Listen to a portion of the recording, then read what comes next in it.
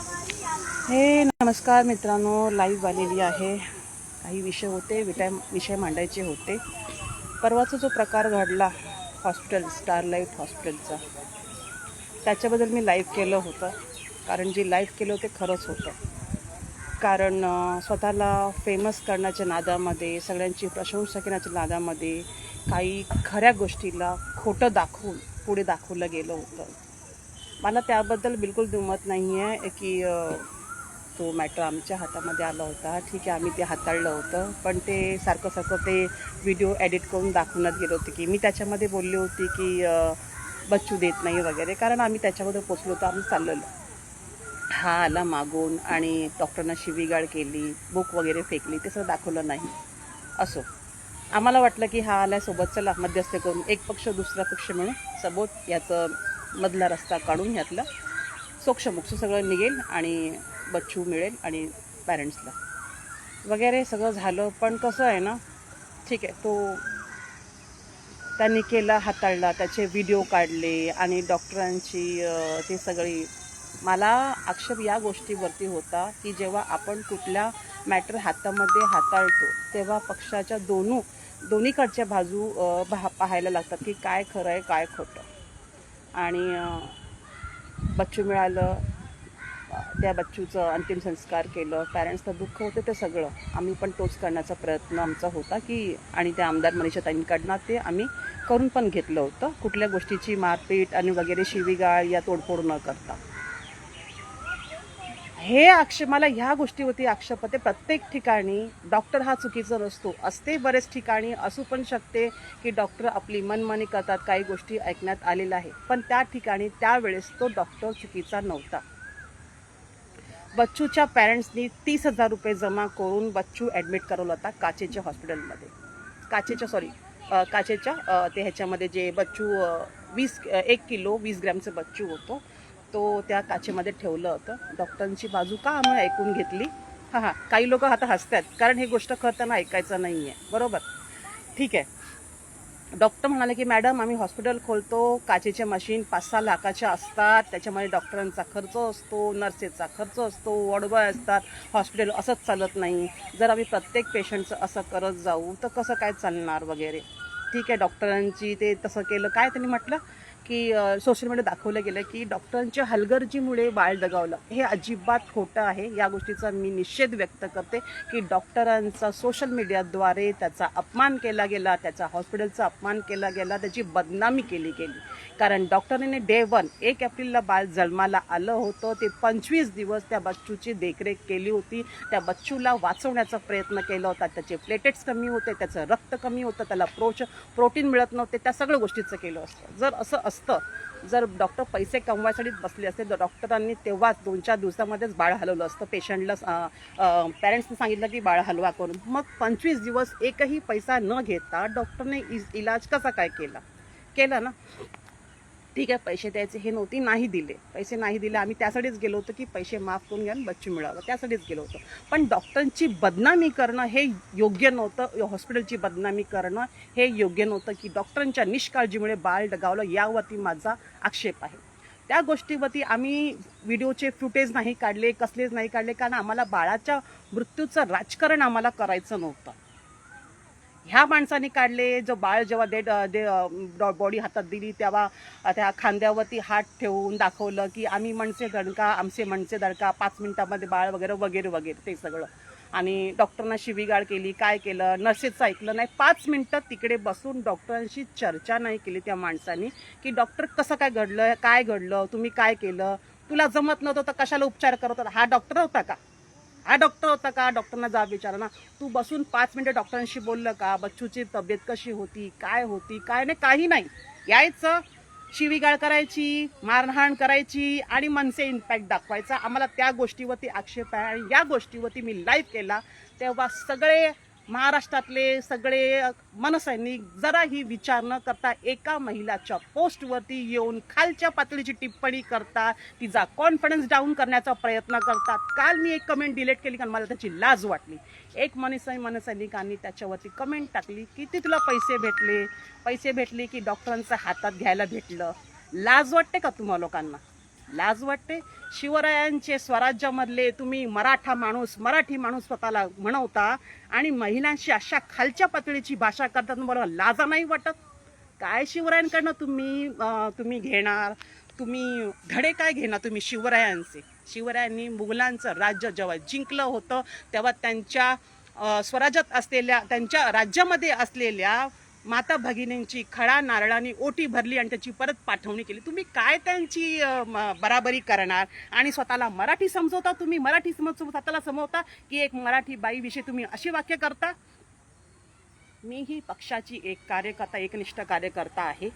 मी माझ्या पक्षाची बाजू मांडते, माझ्या आमदारांची बाजू मांडते, माझ्या नगरसेवक, माझ्या सगळ्यांची पक्षाची बाजू मांडत असते. मी कुठल्याही आजपर्यंत मी विरोध केला, पण विरोधकांच्या कुठल्याही महिलांवरती मी आक्षेपार्ह टिप्पणी केली नाही, कारण मी स्वतः एक महिला आहे. महिलांची रिस्पेक्ट काय असतो, काय आदर असतो मला चांगलं माहीत आहे मला. तेव्हा तुमच्याकडनं शिकवायची मला गरज नाही आहे. आणि माझ्या पोस्टमध्ये कुठल्याही महिला नाही आले, सगळे घर बसलेले बिन डोक्याचे बिन नकल्याचे मन सैनिक सगळे आले आणि मला शिवीगाळ करू लागले, मला खालच्या भाषेची टिप्पणी करू लागले की महिलांनी अशा गोष्टीमध्ये सोशल मीडियावरती मत मांडू नये. हा आमचा कॉन्फिडन्स डाऊन करण्याचा प्रयत्न आहे. याचा मी निषेध व्यक्त करते अशा मानसिकतेचा. मी मान्य करते ना की काही गोष्टी होतात, चुकीच्या होतात. राजसाहेबांकडे काही गोष्टी जातात या नाही जातात मला कळत नाही, पण हा व्हिडिओ अविनाश जाधव बघतायत, या संदीप देशपांडे बघतायत, या स्वतः राज ठाकरे बघतायत. त्यांनी स्वतःच्या मनसैनिकांना धडे शिकवावे संस्काराचे की महिलांशी कशा बाबतीमध्ये बोलावे. विरोधी पक्षाच्या महिलांना जर राजकारणात उत्तर द्यायचं असेल, त्यांचा कॉन्फिडन्स कसं डाऊन करायला, कसं त्यांना शिवीगाळावी, हे राजसाहेबांनी आपल्या मनसैनिकांना शिकवावे. सभा संपल्यानंतर जेव्हा सांगतात ना राजसाहेब, महिलांना जायला प्राधान्य द्या, महिलांना आया बहिणींना हे द्या, जागा द्या, प्राधान्य द्या, जायला त्यांना वाट द्या. मग राजसाहेब फक्त मनसैनिकांच्याच आया बहिणी आहेत का? दुसऱ्या पक्षाच्या आया बहिणी नाही आहेत? तुमच्या मनसैनिकांना शिक्षण शिकवा, संस्कार शिकवा की दुसऱ्या पक्षाच्या महिला त्या पण आया बहिणी आहेत. हे माझ्या महाराष्ट्रातल्या माझ्या शिवरायांचं, जिजाऊचं राज्य आहे. तेव्हा आम्हालाही हक्क आहे आमचे विचार मांडण्याचा. आम्ही आजपर्यंत कधीही माझे कुठलीही पोस्ट मला काढून दाखवा कुठल्या महिलावरती आक्षेपार्ह मी टिप्पणी केली असेल. हा चपराक आहे माझ्यासारख्या महिलांच्या, तुमच्या मनसैनिकांच्या तोंडावर मारलंय. कारण कुठलीही बाजू न विचार करता काही नाही. कारण कधी कधी कसं असतं ना, जे दिसतं ते खरं नसतं. आपल्याला प्रसिद्धी मिळवण्यासाठी व्हिडिओ काढून, तुम्हाला दमवतो तुम्ही लाईव्ह का नाही केला रे नकाशे? का ना लाईव्ह केला? का व्हिडिओ काढले, का एडिट केला, का त्याचा मसाला बनवलास तू? स्वतःला प्रसिद्ध मिळवण्यासाठी लाज नाही वाटत तुला? 20 दिवसाचे 25 दिवसाच्या बाळाचं राजकारण करतोयस, मनसे मिटका दाखवला, लाज वाटली पाहिजे तुला. कशाला मला ब्लॉक केल्यास? मग माझा राग आहे कारण तुमची खालच्या पातळीची टिप्पणी मला सोसवत नव्हती, तरी पण मी ती कमेंट डिलीट केली. मला असं वाटलं माझी घरचे लोक बघतील ना, माझी आई बघेल, काय भाऊ बघेल, माई एवढं चांगलं माझं काम, आमच्या पक्षाचं चांगलं जेही तिच्यामध्ये आहे काहीतरी ती कामं करते. पण काही लोक, माझा भाऊ सुद्धा मनसेमध्ये आहे, माझा सुद्धा भाऊ मनसेमध्ये आहे, मी त्याचे रिस्पेक्ट करते. प्रत्येक पक्षाचा मी आदर करते. इलेक्शनच्या दरम्यान कुठल्याही पक्षाचा झेंडा पडले असतो ना, मी उचलून ठेवते. कारण पक्षाचा झेंडा हा त्याच्या पक्षाचं अस्तित्व असतं, त्याचं प्रतीक असतं. हे आमच्या भाजपामध्ये संस्कारामध्ये शिकवलेले असतात. तेव्हा मी कधी कधी विचार करते, अरे शिवाय शाप एवढे सगळं मिळतात, काय काय बोलतात, मला काय मिळतं? कधी कधी माणूस विचार करतो. मग नंतर धडे घेते आपल्या पंतप्रधानांचे. भारताचा यशस्वी पंतप्रधान नरेंद्र मोदी आहे, तरी पण शिव्या खातोय रे. देशाची सेवा करतोय.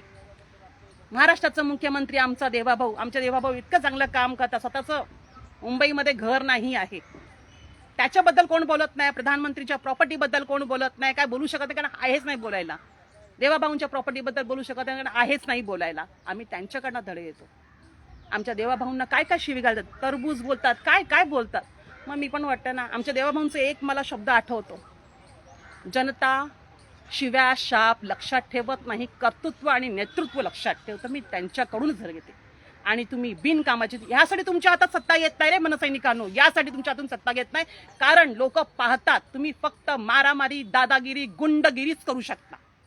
चांगल्या कामासाठी पुढे नाही येत. तुम्ही केले असतील चांगले कामं, मराठी माणसासाठी काही केले असतील कामं, पण चुकीच्या गोष्टी, जे खरं आहे त्याला चुकीचं समजून लोकांसमोर प्रेझेंट करू नका रे. खरं बोलायची हिंमत ठेवा तुमच्यामध्ये. आणि किती लोक येतात माझ्या पोस्टवरती बोलायला, तुला किती पैसे भेटले, काय नाही भेटले, खालच्या पातळीची बाई, नीच बाई, राजकारणी खाले, किती काय काय बोलतात. लाजा वाटत नाही तुम्हाला लोकांना? अजिबात वाटत नाही तुम्हाला की आम्ही काय बोलतोय? हां, काय म्हणतायत, कोण काय काणी केलेली तुझ्या ह्याच्यामध्ये, तू काय धंदे करतेस, म्हणजे काय पण फेकायचं, कुठून पण उचलून फेकायचं. त्याचं काय समजतो, अमरावतीचा असो कोण पण असो, तो माझ्या दहिसर विधानसभेमध्ये माझ्याबद्दल काय जाणतोय, तू काय तुझ्या विभागावर तुझे काय धंदे, तू काय कारनामे करतेस. म्हणजे महिलांना खालची पातळी इतकी, अरे काय महिलांच्या पोटूनच जन्म घेतले ना रे तुम्ही? कोणी जन्म घेतला? तुम्ही महिलांच्या पोटूनच घेतलाय. एका ठिकाणी महिलांना पूजता आणि एका ठिकाणी एका सोशल मीडियावरती महिलांवरती इतकी आक्षेपाई खालच्या पातळीची टिप्पणी करता. लक्षात ठेवा, माझी जाऊ बोलले, जो महिलांचा अपमान करतो त्याची सत्ता कधीच येत नाही, लक्षात ठेवायचं. उद्धव ठाकरेंचं काय झालं होतं? घर तोडलं होतं कंगना रणावतचं. म्हणाली होती ती, आज मेरा घर टूटा है, कल तेरा घमंड टूटेगा. महिलांचा श्राप कधी घ्यायचा नसतो, लक्षात ठेवा. मी माझ्या पक्षाची कार्यकर्ता आहे, एकनिष्ठ कार्यकर्ता. मी माझ्या पक्षाची बाजू मांडते. माझ्या एरियामध्ये मी माझ्या लोकांची सेवा करते, त्यांचे प्रश्न सोडवते. माझे प्रश्न, जे त्यांचे प्रश्न असतात ते आमदार नगरसेवक पर्यंत पोचवते आणि ते दूर करते. तेव्हा माझ्या कार्यकर्तीवर तुम्हाला बोलण्याचा, बोट ठेवण्याचा हक्क अजिबात नाही. बाळासाहेबांचं एक मला शब्द आठवतो. बाळासाहेबांनी चुकून उत्तर भारतीयबद्दल काहीतरी बोललं होतं, त्यांना निवडणुकीमध्ये भोगावं लागलं होतं. बाळासाहेब हिंदू हृदय सम्राट होते, त्यांच्याकडनं भरपूर काही शिकायचं होतं. ह्या शिकून घ्या त्यांच्याकडनं. निवडणुकीत भोगेला त्यांना पराभव घेतल्यानंतर त्यांनी BKC मध्ये भर सभेमध्ये डोकं ठेवून भर ह्यांची माफी मागितली होती की माझ्याकडनं चुकलं, माझ्याकडनं जे आले ते मी शब्द वापस घेतो, त्यांची माफी मागितली होती. आणि नंतर मग बाळासाहेबांचं पुढे सगळे आमदार खासदार जिंकून आले होते. तेव्हा आमच्या पक्षामध्ये शिकवलं जातं की झुकल्याने इज्जत कमी होत नाही, वाढते. आणि हे तुमच्या कार्यकाळातील लक्षात ठेवा. हा लाईव्ह त्यांच्यासाठीच आहे, ज्या महिलांवरती खालच्या पातळीची टिप्पणी करतात. मला राग आहे त्यांच्यावरती, त्यांच्या मानसिकतेवरती, की त्यांना खरं आणि खोटं पाहायचं नसते आणि अशा करतात. खूप मन आहात होते. सैरभैर झालेले कार्यकर्ते, सगळे सैरभैर झालेले कार्यकर्ते आहेत. कारण तुमच्या हातात सत्ता येत नाही, यामुळे सत्ता येत नाही. जरा नोटीस करावा स्वतःमध्ये, आम्ही कुठे उभे आहेत. मराठी बाणा बोलता, मराठी बाणा अस्मितेसाठी रडतो. ही मराठी अस्मिता? एका मराठी स्त्री विरोधात तुम्ही इतके सगळे पुढे आलात. एकही मनसैनिक चांगल्याच्याने बोलला नाही की ताई ह्याच्यामध्ये काय खरं आहे आणि काय खोटं आहे.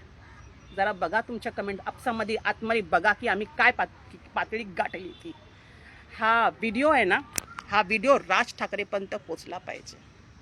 संदेश देशपांडे एखादा कुठला मनसैनिक, कडवट मनसैनिक असेल ना, त्यांनी हा पोचवावा व्हिडिओ, की तुमचे मनसैनिक आणि तुमचे जे म्हणवतात मराठीपणा, ते महिलांवरती कसे, विरोधी पक्ष महिलांवरती कशी डिवसतात, कसे तुटून पडतात, खालची पातळी गाठतात.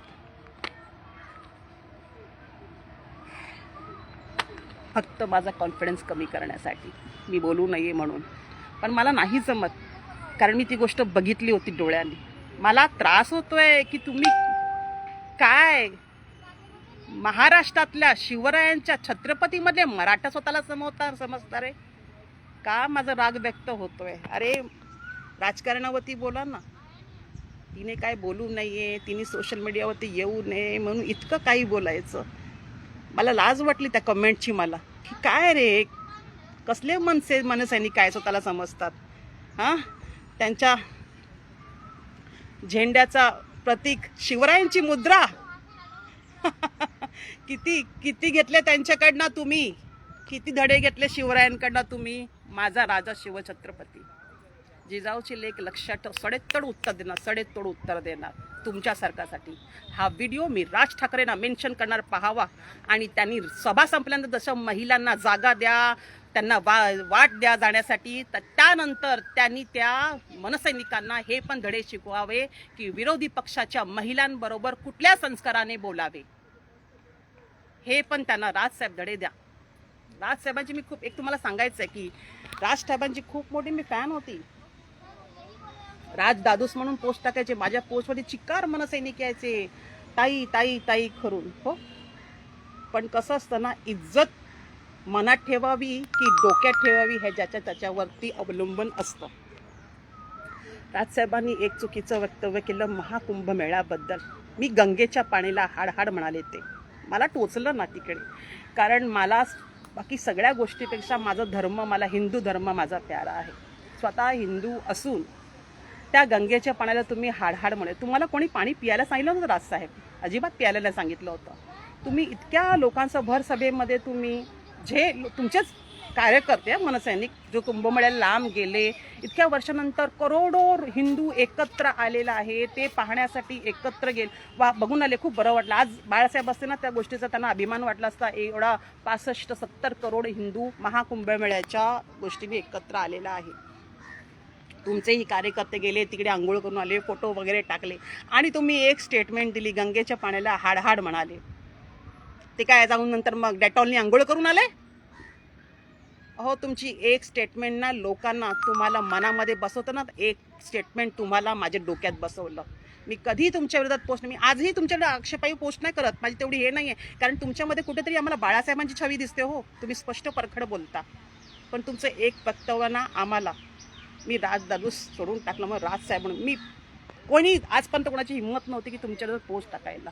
मी टाकत होते की कारण तुम्ही चुकीचं वक्तव्य करत होते. इथे असलेला माणूस जेव्हा इथे जातो तेव्हा ही चुकी कोणाची असते? त्याचीच असते. माणसाने कोणाला मनात बसवावं की डोक्यात बसवावं हे त्याच्या कारकिर्दीवरती असते. राजसाहेब याच्यावरती गोष्ट नक्कीच लक्ष द्या. तुम्ही दहिसरमध्ये घ्यायचे ना, दहिसरमध्ये मी पळापळ असायची माझी की राजसाहेबांना एक नजर मी बघू आणि त्यांच्याशी फक्त जवळच बोलू, ही धडपड असायची. तुमच्या कार्यकर्त्यांना भेटू बोलू दिलं नाही, पण त्या कुंभमेळ्याच्या वक्तव्यानंतर मी कधीही तो आग्रह धरला नाही. तुम्ही किती वेळा नंतर दहिसरला आला, मी गेली नाही, मनातच नाही राहिलं. तेव्हा राजसाहेब, सत्ता अशीच हातात येत नसते. मी खूप छोटी कार्यकर्ता आहे. हो, तुमच्या इतकं मला नाहीच आहे. मी शून्य तुमच्यासमोर राजसाहेब, मी शून्य तुमच्यासमोर, काहीच नाही माझ्यासमोर. मी तुमच्यासमोर काहीच नाही आहे. मी माझी सोशल मीडियाद्वारे मला माझे मत मांडण्याचा अधिकार आहे. तो मला भारतीय संविधानाने मला अधिकार दिला आहे. पण कुठल्याही स्त्रीवरती असे आक्षेपार्ह जर त्याची तुमचे कार्यकर्ते करतात त्याच्यावरती मला विरोध आहे. ह्याच्यावरती नक्की लक्ष द्या. जय जिजाऊ, जय शिवराय, भारत माता की जय. जय हिंद.